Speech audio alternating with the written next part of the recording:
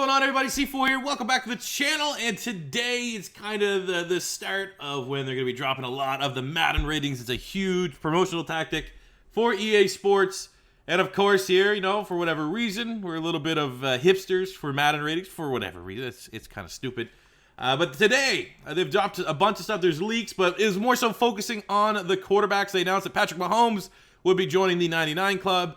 And as you can see here, here's where it's kind of like, this is like the Start Today mod that we use with like slightly adjusted rigs. This is kind of where we had them.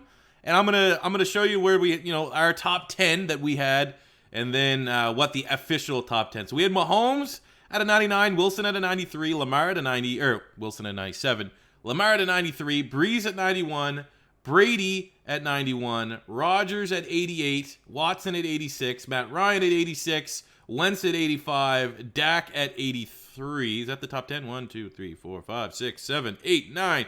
And that was our top 10. Now, I will say for the Madden top 10, it's the exact same quarterbacks, but the ratings are just a little different.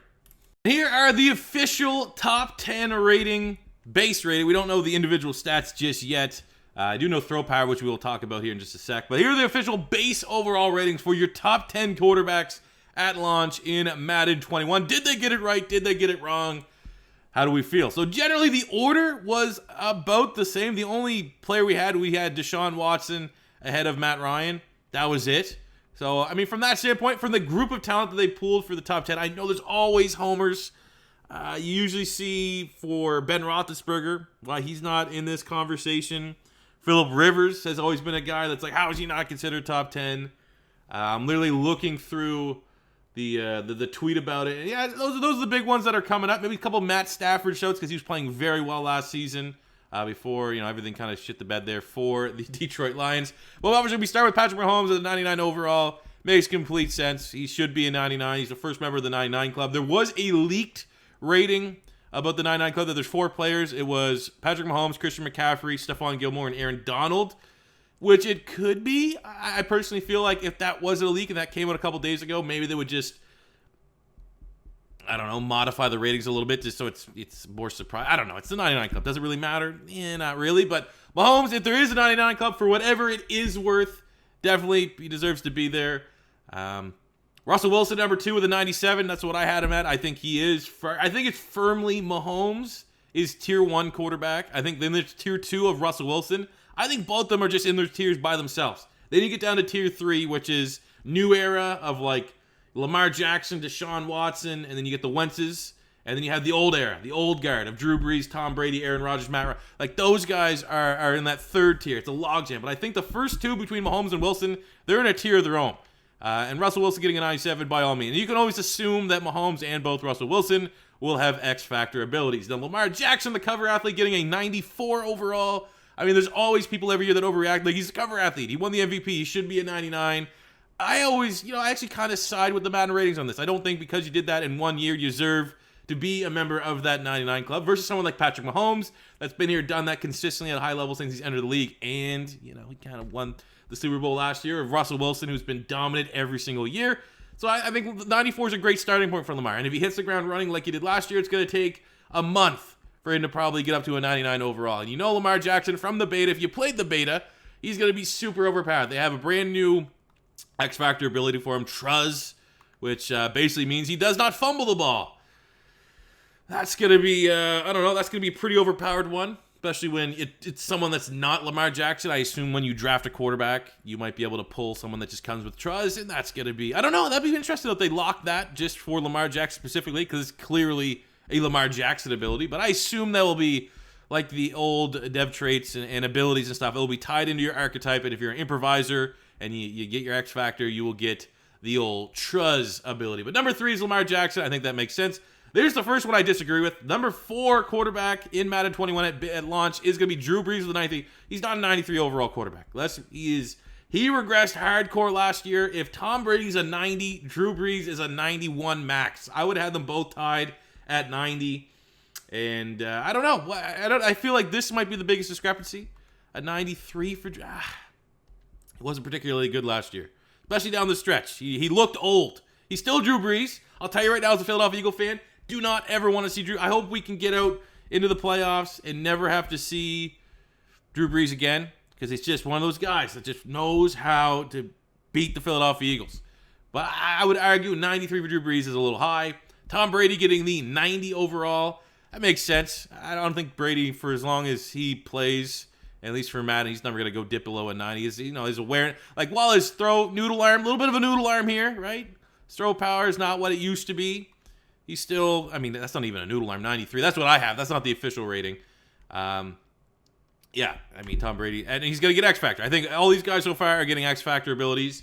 Then we have Aaron Rodgers at number 6 with an 89. I think that's still fair. I think that's a lot more based on the talent. I think that's an 89 talent, not necessarily he played like an 89 last year. The supporting cast in Green Bay has been less than desirable, and he's still, talent. I think pound for pound, one of the most talented quarterbacks in the NFL. I think there's a chance, though, I don't know, this is a hot take, that he's slightly overrated at this point in his career.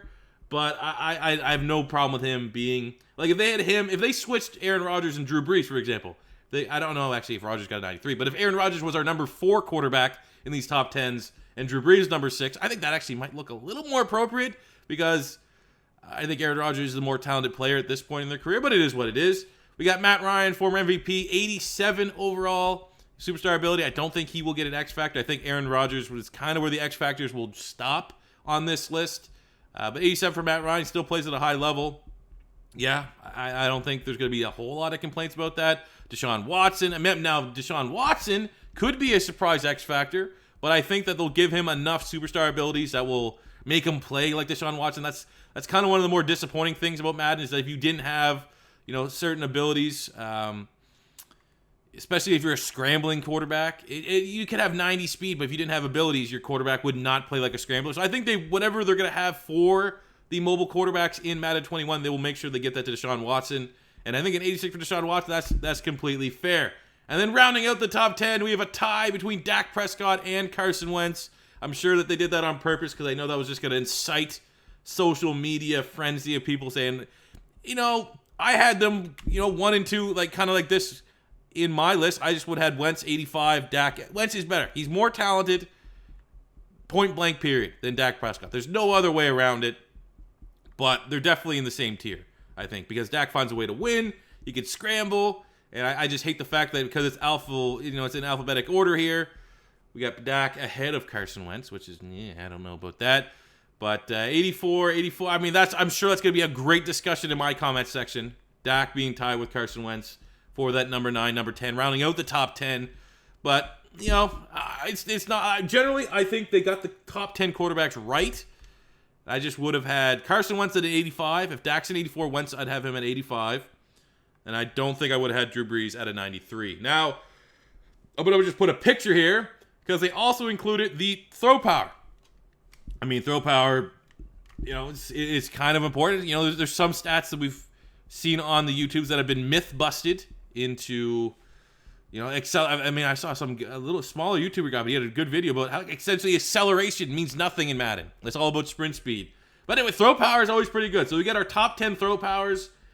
Josh Allen has a 99, Mahomes with a 97, Stafford with a 94, Rodgers with a 94, Cam Newton with a 93. I would have given Cam Newton like 88 throw power. He is a noodle arm, complete noodle arm after those injuries. And until he proves that he doesn't have that noodle arm, get him out of the top 5.